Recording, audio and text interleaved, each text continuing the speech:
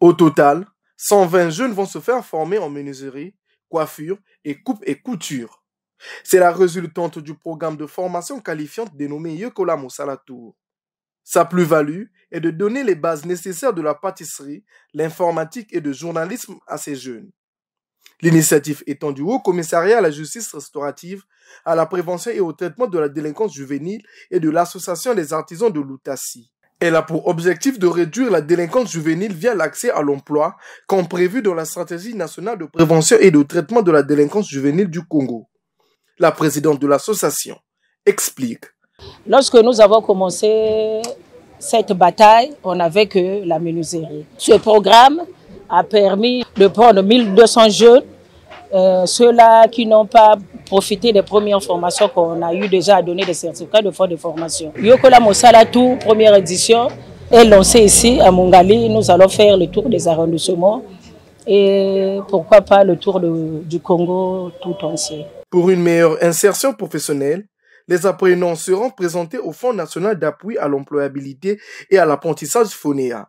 Et l'authenticité des certificats n'échappe pas à Ghislaine Matondo. Cette fois-ci, nous allons délivrer aux jeunes les certificats homologués par l'État pour que les jeunes puissent profiter du programme d'insertion. Que le message est lancé aux ceux-là qui n'ont pas compris notre message, de venir vers l'association. Nous avons eu la présence du haut-commissaire lui-même, qui est notre couverture. À l'occasion, le haut-commissaire Adolphe Boumaba a échangé avec ces jeunes et formateurs, qu'il a encouragé de continuer d'œuvrer dans cette perspective afin de faciliter l'État congolais dans la lutte contre la délinquance juvénile.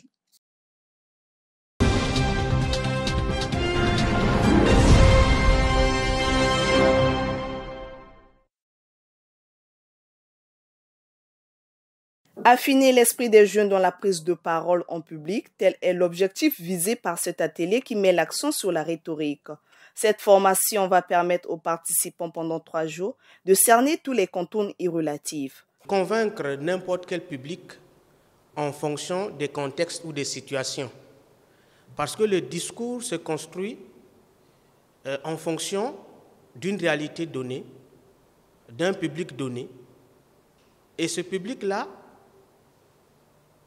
constitue un petit groupe social qui a ses propres réalités, qui a ses propres croyances. Et donc les étudiants doivent être capables de lire la réalité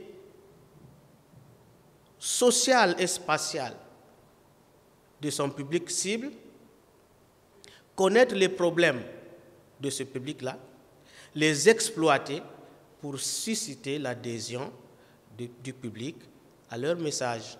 Au fond, l'émergence de l'Afrique en général et du Congo en particulier passe aussi bien par une génération des jeunes leaders formés. Les formateurs, ce sont des formateurs expérimentés qui viennent mettre à la disposition des apprenants les outils nécessaires qui vont leur permettre de mieux défendre leurs projets, leur CV, leur entretien. Conscient de l'importance de l'art oratoire dans le quotidien des étudiants venus de plusieurs établissements universitaires publics et privés, ceux-ci ont loué cette initiative. Je suis impressionnée par la formation qui se déroule parce que c'est une formation premièrement qui est gratuite et qui met à notre disposition des facultés sur l'art oratoire. C'est un bon thème déjà qui permet aux jeunes de persuader le public, de convaincre et de ne pas avoir peur de s'exprimer. C'est comme ça que nous allons nous améliorer, nous allons nous amender dans notre parlure, dans notre formation. Le Centre d'employabilité francophone a pour mission principale de faciliter l'insertion professionnelle des étudiants et d'accompagner leurs premiers pas sur le chemin de l'entrepreneuriat.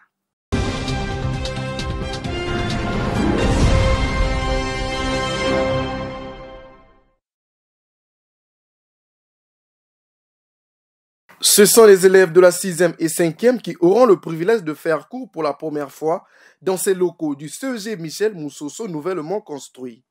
Bâtiment construit dans le but de désengorger le CEG Mayanga qui ne pouvait plus recevoir tous les élèves de ce secteur. Nous avons ce matin procédé à l'inauguration du collège pour permettre ainsi aux enfants de notre système éducatif et particulièrement ceux qui sont installés dans ce 8e arrondissement Madibou de Brazzaville de pouvoir bénéficier d'un nouveau cadre d'études et d'apprentissage à proximité de leur domicile, conformément aux orientations de son Excellence Monsieur le Président de la République, chef de l'État, qui voudrait justement que nous puissions émailler ainsi l'ensemble de notre territoire national d'infrastructures dignes et de qualité dans le cadre de la prise en charge effective de la jeunesse scolarisée de notre pays. Concernant les sites en construction, le ministre de l'enseignement préscolaire, primaire, secondaire et de l'alphabétisation, Jean-Luc Moutou, rassure. Nous faisons tout le nécessaire pour que toutes ces infrastructures ouvrent leurs portes et nous l'avons promis.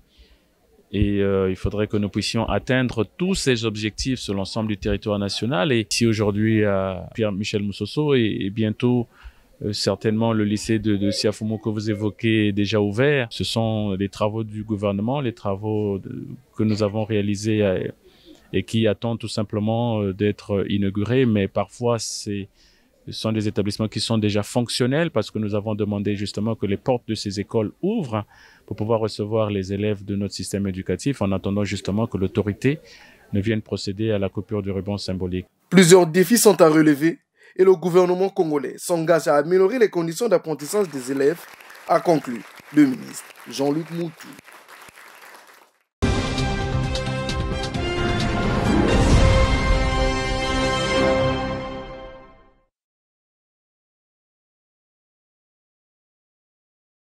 « 16 octobre 2023, jour marquant la rentrée pédago-andragogique sur toute l'étendue du territoire national. Au niveau du centre de rescolarisation Mama Elombe dans le 5e arrondissement de Brazzaville, la rentrée a été effective.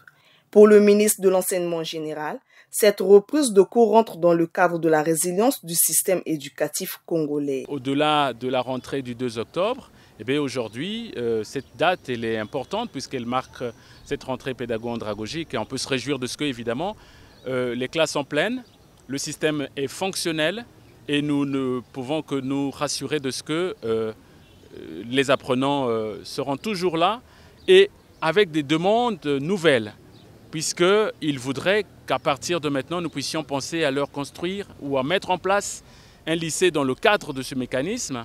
Et nous avons cru bon justement au niveau du ministère de pouvoir réfléchir à cette problématique nouvelle. Toute notre vie est dédiée aux apprentissages. Il faudra justement faire passer ce message pour amener toutes ces catégories de personnes à revenir sur le banc de l'école et d'essayer de combler ces déficits. Abigail Oko exhorte et d'autres qui sont dans la même situation qu'elle de renouer avec le chemin de l'école.